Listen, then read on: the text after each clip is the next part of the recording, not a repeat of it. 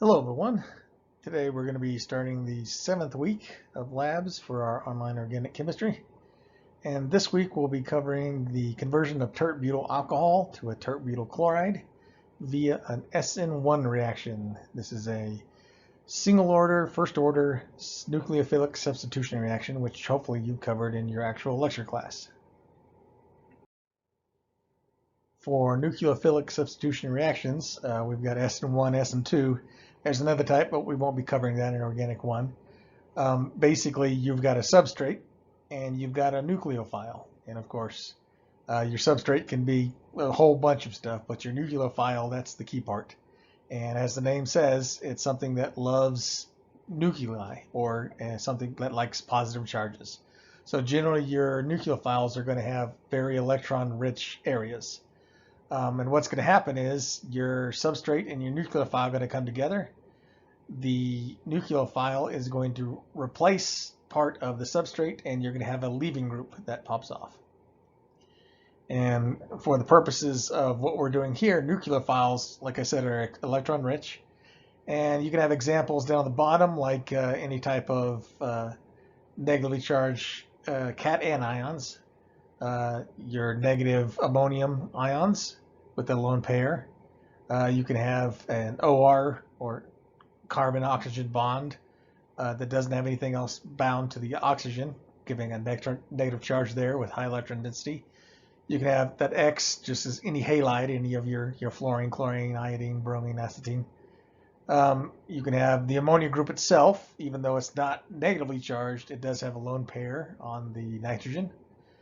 You can have any type of hydrocarbon with a amide group, and the amine group, and any R with an NH2, due to the lone pair on the nitrogen. You can have oxygen, OH bonds, hydroxyls, alcohols, ethers, esters, whole bunch of things, but just anything that has a high electron-rich species is possible to be a nucleophile. When talking about nucleophilic substitution reactions in this Organic 1 lab, like I said earlier, we're mainly only going to consider ourselves with SN1 and SN2 reactions. The numbers, the SN1 and SN2, those basically mean unimolecular or bimolecular. SN2, of course, bimolecular, SN1, unimolecular, which is what we'll cover in today's lab. But we'll just give a little talk about what they actually do. So for SN2 reactions, the rate of the reaction is dependent on both your concentration of your substrate and the concentration of your nucleophile. That's why it's called a bimolecular reaction. The rate is 100% dependent on both of those. So if you have two of them together and you somehow lower the rate of the substrate, the whole reaction is going to go down. Same thing if you lower the concentration of the nucleophile, the whole reaction will slow down. Now SN1 is different. It's unimolecular. So the only thing that matters in terms of your rate of a SN1 reaction is the concentration of your substrate, the thing you're going to change. That's the only thing that matters. It's independent of your nucleophile, and that's why it's called a unimolecular reaction. And just so you know, in case you haven't seen it, that little almost looking like an infinity sign with one open end, that just means proportional to or dependent on when you're dealing with reactions. And of course, back from Chem 1, if you remember, anything that has in those brackets, that's when we're talking about concentration of something. There are some pretty key differences between what goes on and what can go on in an SN2 and an SN1 reaction. These you'll learn over time, just by doing these reactions over and over again in classes, practicing, studying, or you can just memorize them. A lot of organic chemistry is just memorize them. But we'll just go over a couple of the key points here between SN1 and SN2 differences. So for an SN2 reaction, generally all your substrates are going to be a primary substrate, meaning whatever that leaving group is attached to is going to be a primary. It's going to be a single carbon there. That carbon will only be attached to one other carbon or no other carbons. For SN1, on the other hand, generally it's going to be tertiary, like why we're doing tert-butyl today. And the reason that is because SN1, if you look kind of on the next to last on the group of reasons here, SN1s need to form a carbocation. They need to form a positively charged cation. And if you have a tertiary substrate, basically the charge can be separated out. It's more stable. It's more kinetically stable, thermodynamically stable, so it's able to stay around longer. If you have a primary substrate, that charge is not able to stay around and stabilize, so primaries generally aren't ever going to do SN1s, at least not that I know of any way, shape, or form. So SN2 generally primary, SN1 generally tertiary. Now, when you're talking about secondaries, sometimes they can do both, so that's a little weird. So we generally leave those out because they kind of go either way. But generally, when you see SN2, think primary. You see an SN1, think tertiary.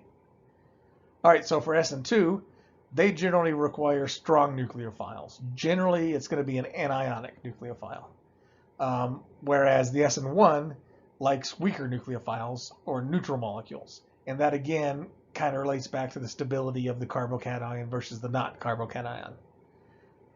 In terms of solvents you're going to use during these reactions, an SN2 likes polar aprotic solvents. If you haven't heard aprotic, or if you forgot, aprotic just means it doesn't have a proton, so it doesn't have a free hydrogen to give away. Whereas an SN1 likes protic solvents, so it likes solvents that does have a hydrogen to give away. Generally, your more acidic type things, alcohol, stuff like that. And that's generally a solvolysis type reaction. So SN2 and SN1 both have good leaving groups. That when the group comes off of the substrate, they're both going to be good leaving groups. Good leaving groups generally will form other compounds pretty readily, like a water group, or something coming off forming an acid, something along those lines. But they generally form compounds when they leave. That's why they're good leaving groups. They're able to stabilize with other things in solution. One key point here: SN2 versus SN1. And SN2, during an SN2 reaction, you're going to have an inversion of configuration. So if your substrate is an S configuration, after the SN2 reaction is done, it becomes an R, and vice versa, stuff like that. Whereas SN1, you get a racemic mixture. You get a mixture of S's and R's. That's just basically because the reason for that is SN2, the way the reaction happens, which we'll talk about next week, it causes something unique to happen with the molecule. But in SN1, we're forming that carbocation, and when you form a carbocation, it's a planar structure. Especially with the tertiary, it's just a flat planar structure. And because it's planar, that positive charge is more likely to be attacked from the top or the bottom. So you get either, if it comes from the top, it could be an R. If it comes from the bottom, it could be an S. But you're going to get basically a 50-50 mixture, or it could be skewed based on if one's favored in a type of solvent. But you're going to get a racemic. You're going to get both. Whereas SN2, you'll always get the opposite of what you start with. So, of course, we've already talked about the carbocation. No carbocation for SN2, and you will form a carbocation for SN1. And the last key difference is SN2 is something called a concerted reaction. It happens all at once, whereas SN1 is multiple steps, 3 steps for generally on SN1. And those are mainly the differences between those type of reactions. This week and next week, you'll be doing SN1 and SN2, so you're going to be seeing these a lot, and then you'll do a lot later on, both in this lab and organic too if you have to take it. So you'll be seeing these a lot. Here we have just a really simple diagram of what's going on in our synthesis of tert butyl chloride. Like I said, it's an example of an SN1 reaction, so we're going to start with this tert butyl alcohol, and we're going to be using hydrochloric acid. And basically, the hydrochloric acid is going to ionize, and you're going to get the chlorine in there, and that's going to be your nucleophile. It's going to be a chloride ion. It's got a bunch of lone pairs, negative charge, so it follows all the things we were talking about in the previous slide. And then that OH group is anytime you can knock that off, especially in the presence of, since like we said, SN1s like protic solvents. So this is an acid, it's protic, it's going to solvate. That hydroxyl group is going to be attached by it's going to be attacked by a hydrogen, forming a water on there, and that's an excellent leaving group. So that's going to be kicked off and then replaced by the chlorine. So that's basically what happens. There's going to be a few steps in there, but basically you're going to replace the OH group with the chlorine, and the OH group is going to have an extra proton on it and form water. All right, since we're actually at the point in this lab where we're actually doing specific types of reactions, you're going to start seeing this a lot. You're going to start seeing mechanisms for reactions and mechanistic approach to things to see where these electrons are going, where protons are going, following the steps. So like we said earlier, it's a couple slides back, SN1s are generally 3 steps. So these are the 3 steps for this specific reaction. First thing that happens is you're going to form an oxonium ion. Anytime you see oxonium, that's basically an oxygen with a positive charge on it. Like ammonium, same thing with oxonium. And this happens because, remember, we're doing this in hydrochloric acid, so it's a protic solvent, so we've got plenty of protons sitting around in solution. So those electrons on that oxygen, on the OH group, are going to attract a proton, and it's going to form that oxonium ion there. It's basically just water that's attached to that central tertiary carbon. It's a very fast reaction. It happens really quick. And because of this, we go to step 2. Because water is an excellent leaving group, because it's very stable all by itself, those electrons that are bonded from the tertiary central carbon to that oxygen are going to pop off because they're going to be attracted to that positive charge on the oxonium, because oxygen doesn't like to have a positive charge, so it basically steals those electrons. Water is going to come off, very good leaving group, and you're going to form this tertiary carbocation. It's a tert-butyl carbocation. It's a very slow step. It happens over time as the water starts to kick off by itself. And basically, anytime you see reactions that have multiple steps, your slowest step is always your rate determining step. Always. So I'm sure you'll get a question on the quiz, but your slow step is always the rate determining. So at this point, at the end of the second part of the reaction, we have water released and you have a stabilized carbocation. And after that point, then we can get the nucleophilic attack. And the nucleophile for this is going to be the chloride from the hydrochloric acid. It's going to attack that positive charged carbocation at the center. It can come in from either the top or the bottom, so you're going to get a racemic mixture. And this is also a very fast, because it's basically electrostatic, so you get a positive and negative attraction. Bang, they just like magnets, they stick together and it's good to go. And that's your basic 3 steps for an SN1 reaction. Couple key points here you might be asked about, and just for your edification. Tert-butyl alcohol is soluble in water. That's why you can use this protic solvent, this hydrochloric acid, mainly because there's hydrogen bonding. That hydroxyl group in the tert-butyl alcohol is capable of hydrogen bonding, so it's going to be soluble in water. Tert-butyl chloride, the substance you're making, is nonpolar. It's not soluble in water. There's no hydrogen bonding. It's just got hydrocarbons and a chlorine. So it's fairly easy to separate in situations like that. But remember, we did have a case in that third step where there's a carbocation with a positive charge and a chloride with a negative charge. Even though you see those positive and negatives, you normally would think like a redox if you see changes in charges, in oxidations, reductions. But this isn't a redox reaction. This is actually a Lewis-base acid reaction. So that's the key thing to think about here. This is not an oxidation reaction. It's actually a nucleophile or electrophile reaction, which generally are always going to be a Lewis acid-based reaction.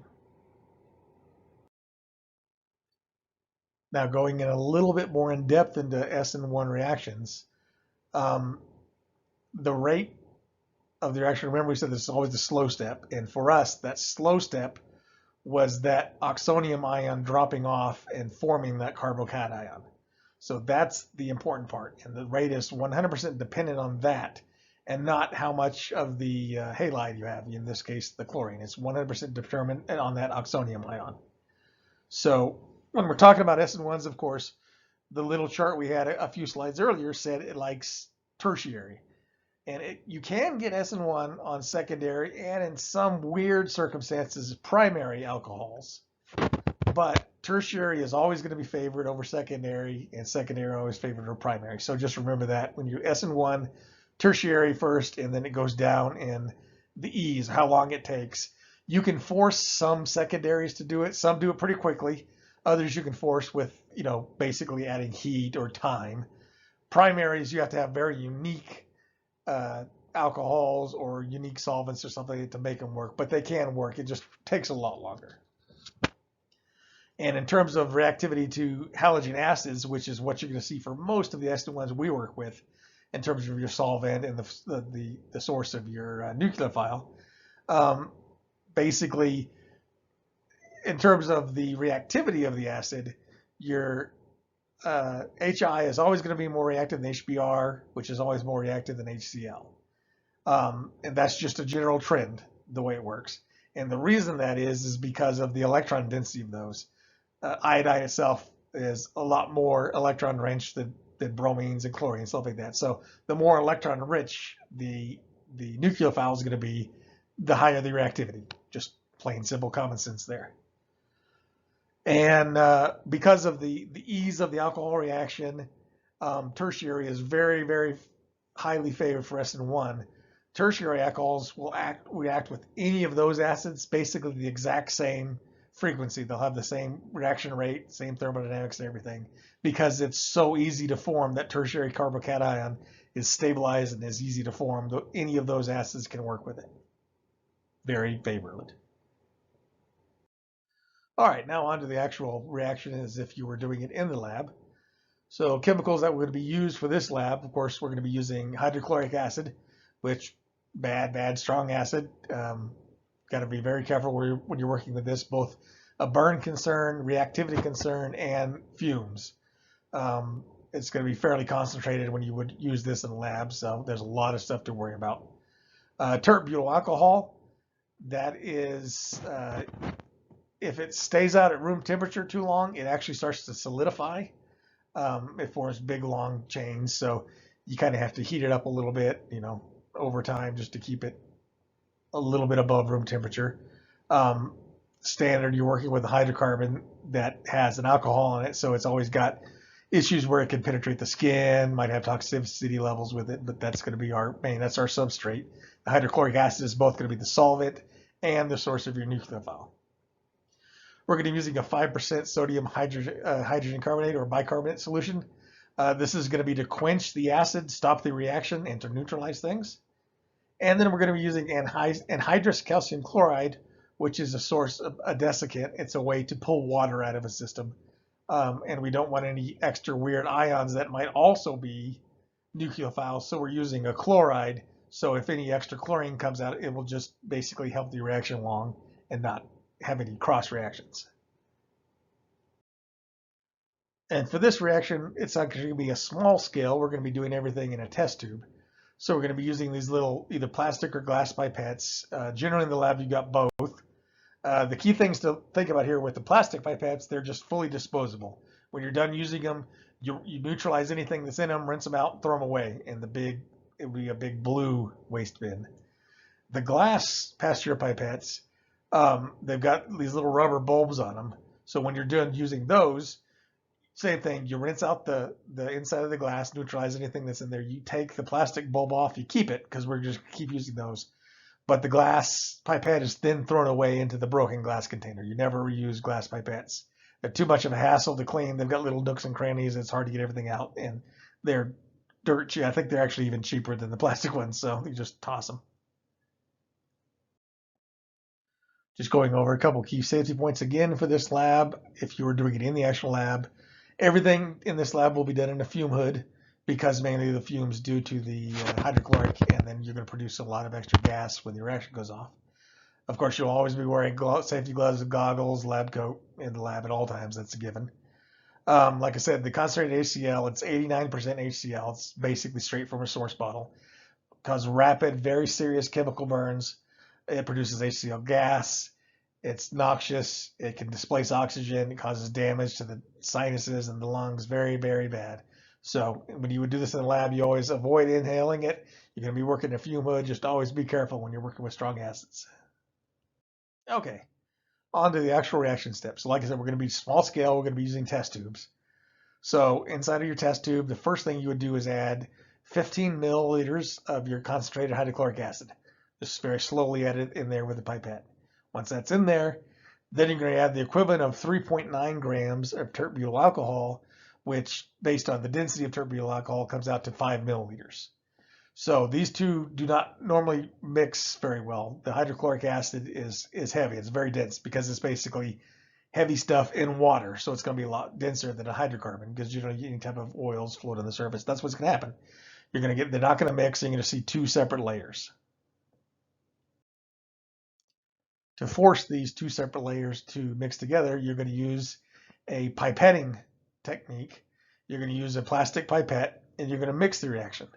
So basically, you take the tip of the pipette just under the solution, you draw it into the pipette, and then you squirt it back into the test tube. You're basically just taking some up in the pipette and just mixing it by squirting it all together. You don't want to shake it because hydrochloric acid, you don't want hydrochloric acid everywhere, but just by mixing those two layers together over and over again, you're passing those chemicals through each other and forcing them to bump into each other, basically, which starts the reaction. So you're going to keep doing this constantly, just over and over and over and over again, repetitively, for 15 to 20 minutes, because it's going to take a while, since they're not normally soluble together, won't mix naturally, to basically force these things to come in contact with each other. So after about 15 to 20 minutes of this pipetting, mixture by pipetting, you're going to allow it again to separate. And when it separates, in this case, the top layer is going to be your tert-butyl chloride, and the bottom layer is going to be your aqueous layer, anything that's left over, unreacted chlorides, unreacted protons, water, stuff like that. That's what's all going to be on the bottom. So once you're done mixing and after letting it settle fully out, you can dispose of that pipette because you don't want to use it again for cross-contamination or anything like that. All right, after the settling's done, you'll have two distinct layers, and we're making tert-butyl chloride, which is going to be your top layer. It's the less dense layer. It's going to float on top. So we want to get rid of all that stuff at the bottom. That's just, extra unreacted acids, some chloride, some water, anything like unreacted solvents, stuff like that. So normally you would do a whole extraction setup, but for a small scale, you're just going to take another pipette and you're going to put it all the way down to the bottom of the test tube, basically touching the very bottom of the test tube, and you're slowly going to draw out that bottom layer. Draw out as much as physically possible, just trying to keep only that top layer. So you're going to you'll fill that pipette up probably a few times. Generally the pipettes are 1 to 2 milliliters in volume, so you'll probably have to do it, 6 to 8 times to get all that bottom stuff out. But you just very slowly do it, trying not to get any of that top layer out. So just keep doing it until you get as much as possible out. Once you're down to just that tiny layer of tert-butyl chloride, we're going to wash it. We're going to wash it with water, 3 milliliters of water. You're going to add that directly to the test tube. And we're going to use a new pipette, same squirting technique to mix the two layers. Because again, remember, we're working on hydrocarbon. It's not going to be soluble in water. It's going to float on top. So just mix it back and forth. And what that does is that basically any acid or any of your extra solvent that is still adhered to those tert-butyl chloride molecules, that's going to kind of pull it off and clean it for the most part. We want to fully quench the reaction. So you do that, wash it for probably another, I would give it 2 or 3 minutes, let it separate again to the two layers, and then you remove that bottom aqueous layer again. Remove all that extra water with any of the last minute stuff that didn't react in there. So you'll be left at the very end with just another washed version of the tert-butyl chloride in the bottom of the test tube.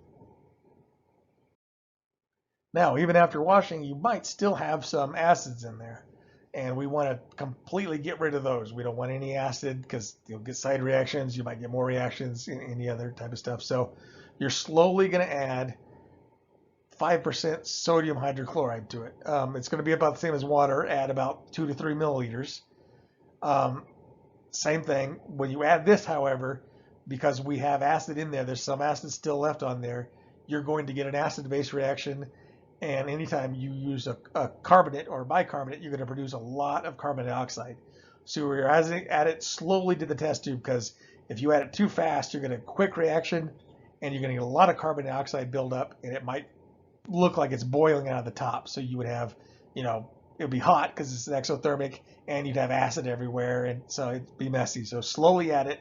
There's going to be a lot of foaming, but slowly add it to there, and then you do the same technique. You're going to wash it and use the pipetting technique to mix it together for a few minutes. And again, let it settle. And once it settles, drain off that bottom aqueous layer again, and you'll be left with clean, neutralized tert-butyl chloride. One last wash, which anytime you do reactions like this, There's always a lot of washes. You got to get rid of stuff, neutralize stuff, get rid of what you use to neutralize, which is this last step. You're going to do one more wash with 3 milliliters of water, and this is to remove that last trace bit of sodium bicarbonate that might be on there. Because remember, we're working with things that carbocations, chloride ions, and your sodium bicarbonate is an ionic compound. So if there's any left, it might adhere or complex with some of your chemicals. You don't want that, so you want to get rid of it all. So 3 more milliliters of water to the test tube, pipetting action again to mix it for a while, for a couple minutes, and then let it settle and remove that bottom layer again.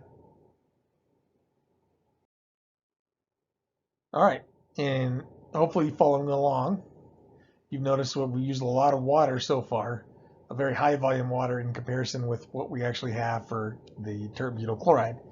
So we need a way to get all that excess water out. We just want, they're pure organic. So what we're going to do is you're going to get another test tube, and at the bottom of that test tube, you're going to put about 1 gram of anhydrous calcium chloride. This is our desiccant. This pulls water out, complexes water. So once you have your test tube with just the calcium chloride in it, you're going to transfer your terbutyl chloride into this new dry test tube containing this calcium chloride. And it's going to puff up and get foamy and white and then slowly start to settle. So once you have that done and transferred, you basically just let it sit there for about 5 minutes and let that calcium chloride pull any excess water out of that terbutyl chloride. After the calcium chloride step and letting it sit for a few minutes, you're then going to remove your dried liquid, which sounds weird, but it is. Basically, anytime you see dry liquid, that just means a liquid that doesn't have water molecules in it. So it's generally going to be an organic type system. So you're going to pipette that liquid out. At the bottom of your test tube, there's going to be a fine layer of your calcium chloride, so don't pull any of that into the pipette, but get as much of that liquid out as you can, and you're going to transfer that directly to a small round bottom flask. About a 25 milliliter is fine. It's called round bottom because it has a round bottom. There's a pretty good picture of it there on the slide. And then you'll just have your round bottom flask with your dry, clean, neutralized, quenched terbutyl chloride, which we're then going to distill and get as pure a product as possible. Okay, since we have such a small volume of liquid, it's only going to be 1, maybe 2 milliliters of terbutyl chloride. We're going to use something called a simple short path distillation setup. Here's just a quick drawing of it. The next slide will actually be a little bit better. But this just shows you have a little heating well with your 25 milliliter round bottom flask inside of the heating well. You're going to put a boiling chip in that liquid because it helps with boiling and it stops things from popping and ejecting liquid everywhere. You're going to have this weird half U-shaped distillation head. It's called I believe it's called a Kleisen adapter. That's going to be attached to the round bottom flask, and then you're going to have a thermometer adapter with a thermometer in it to monitor the temperature. And the other end is going to be open to the air. And you can see there's a little, at the bottom U of that glassware, that's where your distillate's going to collect. That's where everything that's going to collect after it boils off and recondenses right there. And that's what you're going to collect as your pure distilled terbutyl chloride. Now the key when you do this is to get that temperature between 49 and 52 degrees, because that's generally the boiling range of terbutyl chloride. And you only want to keep it there. Anything that boils off before that or after that, you don't want to keep. So it's just the fraction that boils at that point. Here's another diagram of the simple short path distillation. A little bit easier to see on this one. The key point is here, anytime you have glass upon glass connections, you always lose a little bit of your silicone grease. We're not working with any weird solvents, so you don't have to worry about it dissolving. But this is just basically the exact same thing on that drawn slide ahead of time, just a little bit clearer for you to see the setup.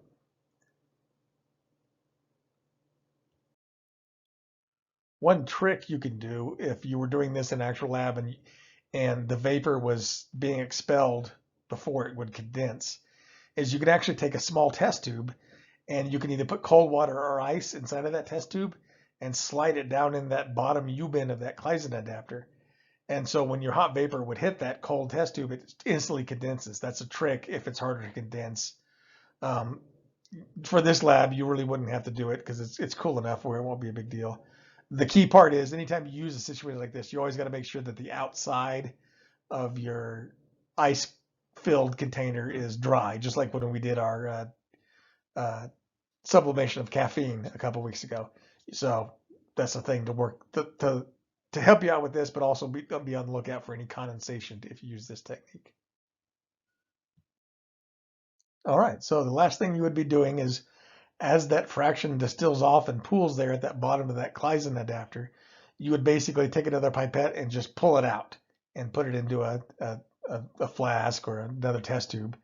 And so at the very end, when it's done distilling and you're not getting any more, you could weigh it out, take the volume, density, stuff like that, and figure out your typical yield, how much you actually got when you compare it to the beginning. So determining your yield, theoretical yield, percent yield, stuff like that. Here's a quick example of some calculations you might do or might see on one of these quizzes. So if you assume that you got a hypothetical yield, assume a hypothetical of possible 2 grams of your tert-butyl chloride. So some information you would know, tert-butyl chloride's molecular weight, 92.57 grams per mole, and its density is 0.84. These are all just lookups. You can look them up on, databases, Wikipedia, stuff like that. Just find them there. So you'd have the molecular weight and density of tert-butyl chloride, tert-butyl alcohol, and of course hydrochloric. As you can see, that's why if you look at the densities there, your hydrochloric is 1.19 grams per mole, so it's heavier than water and a lot heavier than your tert-butyl alcohol or chlorides. That's why you've got the separation of layers for all of these reactions. So basically, if this is an SN1 reaction, like we said, it's only dependent on the substrate. So everything in terms of limiting reagent and calculating the yield is going to be based on the substrate, which was at the beginning tert-butyl alcohol. That was your substrate. So we use 5 milliliters of that. So you would convert those 5 milliliters based on its density and molecular weight, etc., to moles. So that's 0.05 moles of tert-butyl alcohol. And the next line shows the same calculation, but for hydrochloric acid. We use 15 mils of hydrochloric. It's only 0.49 moles. But that doesn't matter because that's in excess. We only care about the substrate, which is tert-butyl alcohol. So if we have 0.05 moles of tert-butyl alcohol, we would expect theoretically the maximum possible we could get is 0.05 moles of tert-butyl chloride if it all converts 100%. So that's your theoretical yield, it's the 0.05 moles of tert-butyl chloride. So what you do is you take whatever we say, so hypothetically we had 2 grams of tert-butyl chloride is what we recovered after the distillation. So you would take those 2 grams, convert it into moles, which is just a simple mole calculation, and 2 grams is actually 0.0216 moles of tert-butyl chloride. So to determine the percent yield, all you do is take what you actually got, which is the point, in this case would be the 0.0216 moles, divided by the most you could possibly get, which would be the 0.05 moles, the theoretical yield, and just multiply that number by 100, which in this case would be a 43%.